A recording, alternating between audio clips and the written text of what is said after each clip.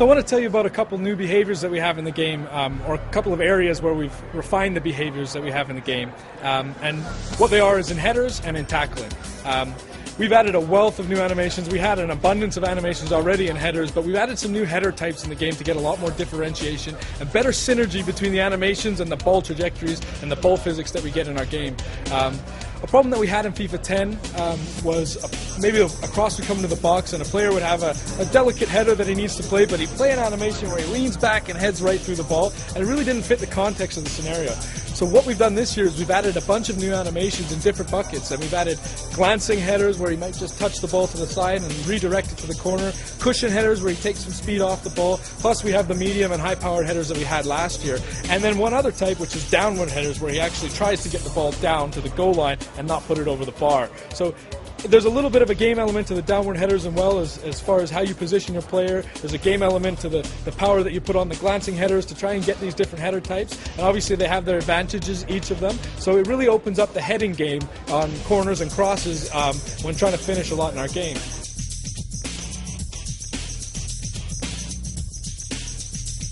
The other one I wanted to talk about was tackling. By and large, last year we had a standing tackle and a sliding tackle, and this year we've blown out all of our standing tackles into different types. We have something called an intercept tackle, which is somewhere between a tackle and a dribble, where if your opponent kicks the ball maybe a little bit too far, instead of sticking him and getting into the guy and causing him to stumble, you actually sort of run by, tackle the ball away, and run after it without actually touching him. It makes a little bit of a cleaner dispossession of your opponent, as well as gives you a little bit of an advantage for reading the play and getting in at the right time. Conversely, we have for our regular standing tackles, when you do want to really clatter somebody, we have something we're calling a stick 'em tackle, which is basically you getting in, the ball's close to him, you're getting the ball, you're getting the man too, and making sure you cause him to stumble so that you can go and pick up the loose ball afterwards.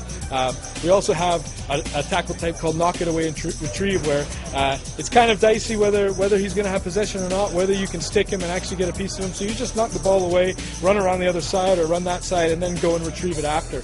Similar to an intercept tackle, but more directly as the players are approaching head-on, so a different scenario that uses it. And then we have our clean-in tackles, which are somewhat of a hybrid between a slide tackle and a standing tackle, and that's for the scenario where you're just sprinting full bore at somebody, trying to tackle them, and as you approach, because you're going so fast, he's got no other recourse but to go to ground and really try and take the guy out. So they're less effective, and it's kind of a deterrent to try and get people away from sprinting directly at the dribble, because that's just not a realistic tactic that people use in football unless he's taking a bad touch. So they can be a little bit dicey sometimes. You might get blown for a foul and maybe a yellow or a red card if you get it really in the wrong situation. But it forces you to manage your defending a little bit so that you're in control and always trying to position yourself to launch the best tackle you can. Makes an art out of defending, and I think it brings defending to life rather than mostly just holding the press button.